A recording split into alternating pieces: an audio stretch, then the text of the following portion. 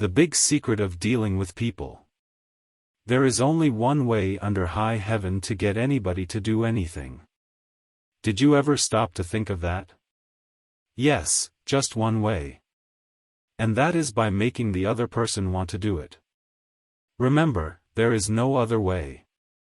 Of course, you can make someone want to give you their watch by sticking a revolver in their ribs. You can make your employees give you cooperation, until your back is turned, by threatening to fire them. You can make a child do what you want it to do by a whip or a threat. But these crude methods have sharply undesirable repercussions. The only way I can get you to do anything is by giving you what you want. What do you want? Sigmund Freud said that everything you and I do springs from two motives, the sex urge and the desire to be great. John Dewey, one of America's most profound philosophers, phrased it a bit differently. Dr. Dewey said that the deepest urge in human nature is the desire to be important. Remember that phrase, the desire to be important. It is significant. You are going to hear a lot about it in this book. What do you want? Not many things, but the few that you do wish, you crave with an insistence that will not be denied. Some of the things most people want include 1. Health and the preservation of life. 2. Food. 3. Sleep. 4. Money and the things money will buy. 5. Life in the hereafter. 6. Sexual gratification. 7. The well-being of our children. 8. A feeling of importance. Almost all these wants are usually gratified, all except one. But there is one longing, almost as deep, almost as imperious, as the desire for food or sleep, which is seldom gratified. It is what Freud calls the desire to be great. It is what Dewey calls the desire to be important. Lincoln once began a letter saying, "Everybody likes a compliment."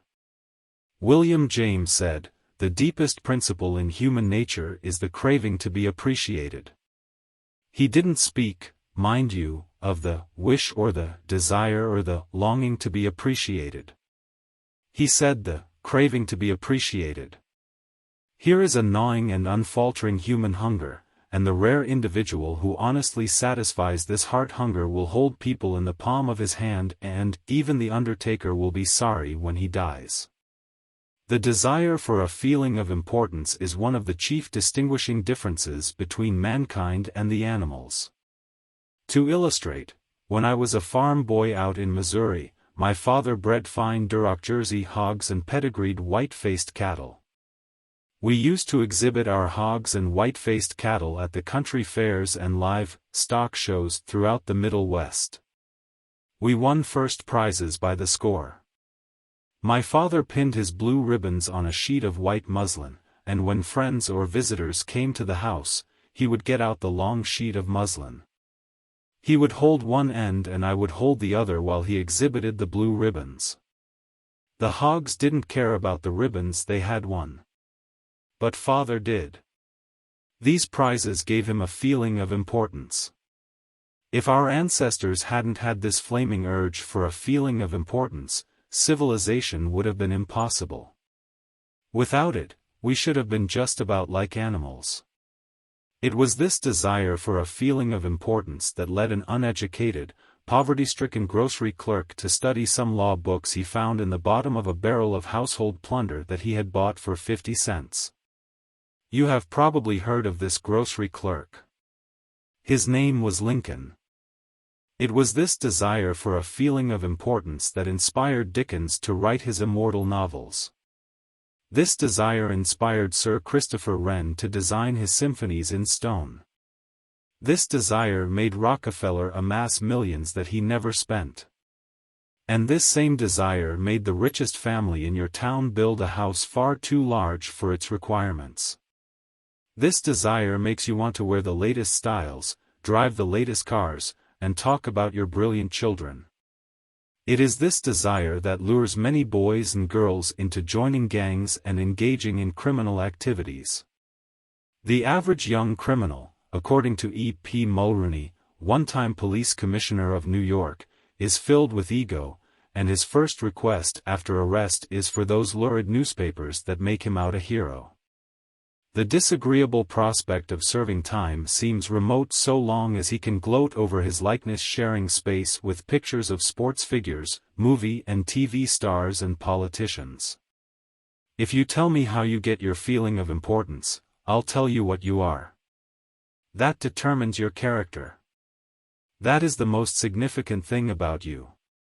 For example, John D. Rockefeller got his feeling of importance by giving money to erect a modern hospital in Peking, China, to care for millions of poor people whom he had never seen and never would see. Dillinger, on the other hand, got his feeling of importance by being a bandit, a bank robber and killer.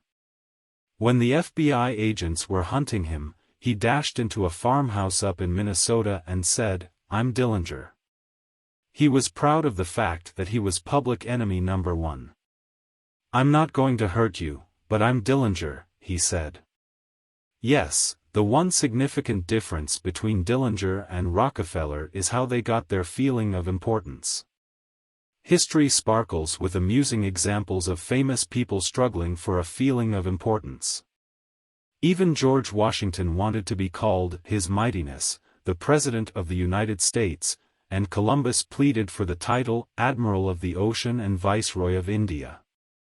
Catherine the Great refused to open letters that were not addressed to Her Imperial Majesty, and Mrs. Lincoln, in the White House, turned upon Mrs. Grant like a tigress and shouted, "How dare you be seated in my presence until I invite you?"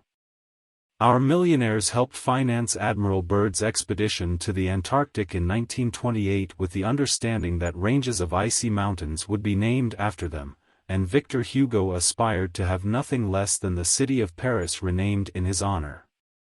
Even Shakespeare, mightiest of the mighty, tried to add luster to his name by procuring a coat of arms for his family. People sometimes became invalids in order to win sympathy and attention, and get a feeling of importance. For example, take Mrs. McKinley. She got a feeling of importance by forcing her husband, the President of the United States, to neglect important affairs of state while he reclined on the bed beside her for hours at a time, his arm about her, soothing her to sleep. She fed her gnawing desire for attention by insisting that he remain with her while she was having her teeth fixed, and once created a stormy scene when he had to leave her alone with the dentist while he kept an appointment with John Hay, his Secretary of State. The writer Mary Roberts Rinehart once told me of a bright, vigorous young woman who became an invalid in order to get a feeling of importance. One day, said Mrs. Rinehart, this woman had been obliged to face something, her age perhaps. The lonely years were stretching ahead and there was little left for her to anticipate. She took to her bed, and for 10 years her old mother traveled to the 3rd floor and back, carrying trays, nursing her. Then one day the old mother, weary with service, lay down and died. For some weeks the invalid languished, then she got up, put on her clothing, and resumed living again. Some authorities declare that people may actually go insane in order to find, in the dreamland of insanity, the feeling of importance that has been denied them in the harsh world of reality. There are more patients suffering from mental diseases in the United States than from all other diseases combined. What is the cause of insanity? Nobody can answer such a sweeping question, but we know that certain diseases, such as syphilis, break down and destroy the brain cells and result in insanity.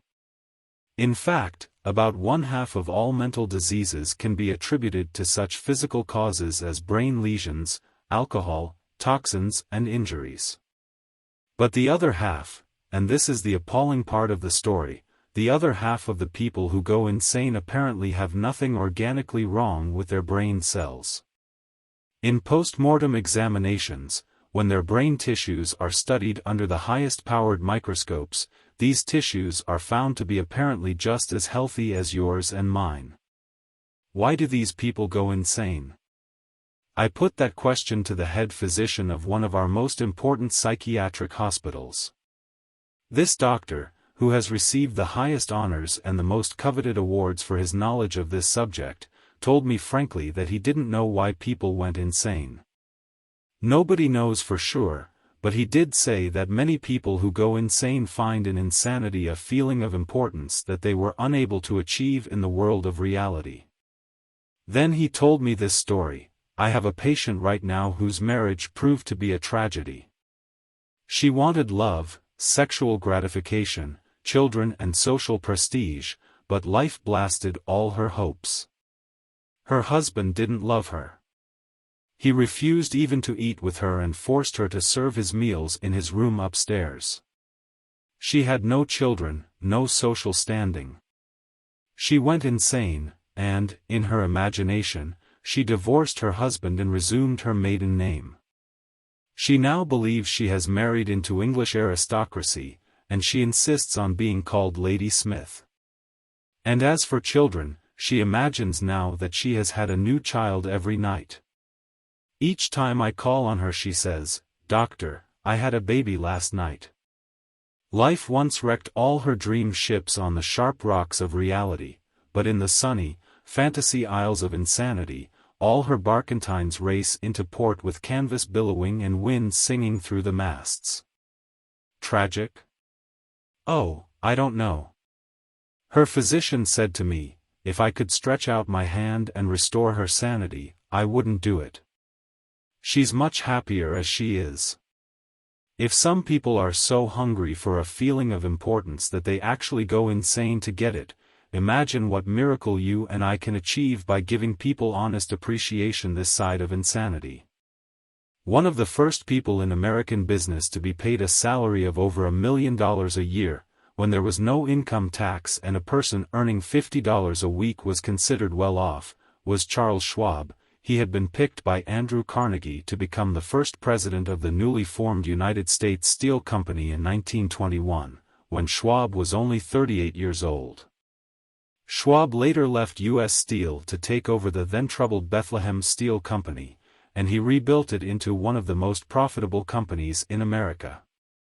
Why did Andrew Carnegie pay $1 million a year, or more than $3,000 a day, to Charles Schwab? Why? Because Schwab was a genius? No. Because he knew more about the manufacture of steel than other people? Nonsense. Charles Schwab told me himself that he had many men working for him who knew more about the manufacture of steel than he did. Schwab says that he was paid this salary largely because of his ability to deal with people. I asked him how he did it. Here is his secret set down in his own words, words that ought to be cast in eternal bronze and hung in every home and school, every shop and office in the land, words that children ought to memorize instead of wasting their time memorizing the conjugation of Latin verbs or the amount of the annual rainfall in Brazil, words that will all but transform your life and mine if we will only live them. I consider my ability to arouse enthusiasm among my people, said Schwab, the greatest asset I possess, and the way to develop the best that is in a person is by appreciation and encouragement. There is nothing else that so kills the ambitions of a person as criticisms from superiors. I never criticize anyone. I believe in giving a person incentive to work. So I am anxious to praise but loath to find fault. If I like anything, I am hearty in my approbation and lavish in my praise. That is what Schwab did. But what do average people do?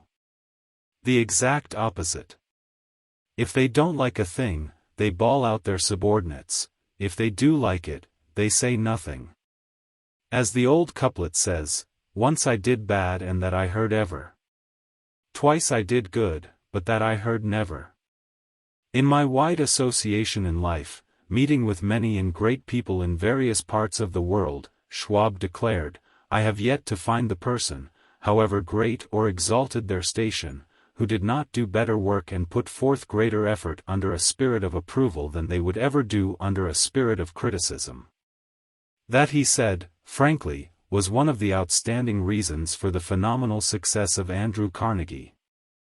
Carnegie praised his associates publicly as well as privately. Carnegie wanted to praise his assistants even on his tombstone. He wrote an epitaph for himself which read, "Here lies one who knew how to get around him men who were cleverer than himself." Sincere appreciation was one of the secrets of the first John Rockefeller's success in handling men. For example, when one of his partners, Edward T. Bedford, lost $1 million for the firm by a bad buy in South America, John D. might have criticized, but he knew Bedford had done his best and the incident was closed. So Rockefeller found something to praise. He congratulated Bedford because he had been able to save 60% of the money he had invested. "That's splendid," said Rockefeller. "We don't always do as well as that upstairs." I have among my clippings a story that I know never happened, but it illustrates a truth, so I'll repeat it. According to this silly story, a farm woman, at the end of a heavy day's work, set before her menfolks a heaping pile of hay. And when they indignantly demanded whether she had gone crazy, she replied, "Why, how did I know you'd notice? I've been cooking for you men for the last 20 years and in all that time I ain't heard no word to let me know you wasn't just eating hay." When a study was made a few years ago on runaway wives, what do you think was discovered to be the main reason wives ran away? It was lack of appreciation. And I'd bet that a similar study made of runaway husbands would come out the same way. We often take our spouses so much for granted that we never let them know we appreciate them. A member of one of our classes told of a request made by his wife. She and a group of other women in her church were involved in a self-improvement program. She asked her husband to help her by listing 6 things he believed she could do to help her become a better wife. He reported to the class, "I was surprised by such a request. Frankly, it would have been easy for me to list 6 things I would like to change about her. My heavens, she could have listed 1,000 things she would like to change about me, but I didn't. I said to her, 'Let me think about it and give you an answer in the morning.' The next morning I got up very early and called the florist and had them send 6 red roses to my wife with a note saying, 'I can't think of 6 things I would like to change about you. I love you the way you are.' When I arrived at home that evening, who do you think greeted me at the door? That's right. My wife. She was almost in tears. Needless to say, I was extremely glad I had not criticized her as she had requested. The following Sunday at church, after she had reported the results of her assignment, several women with whom she had been studying came up to me and said, "That was the most considerate thing I have ever heard." It was then I realized the power of appreciation. Florenz Ziegfeld, the most spectacular producer who ever dazzled Broadway, gained his reputation by his subtle ability to glorify the American girl. Time after time, he took drab little creatures that no one ever looked at twice and transformed them on the stage into glamorous visions of mystery and seduction. Knowing the value of appreciation and confidence, he made women feel beautiful by the sheer power of his gallantry and consideration. He was practical. He raised the salary of chorus girls from $30 a week to as high as $175. And he was also chivalrous. On opening night at the Follies, he sent telegrams to the stars in the cast, and he deluged every chorus girl in the show with American Beauty roses. I once succumbed to the fad of fasting and went for 6 days and nights without eating. It wasn't difficult. I was less hungry at the end of the 6th day than I was at the end of the 2nd.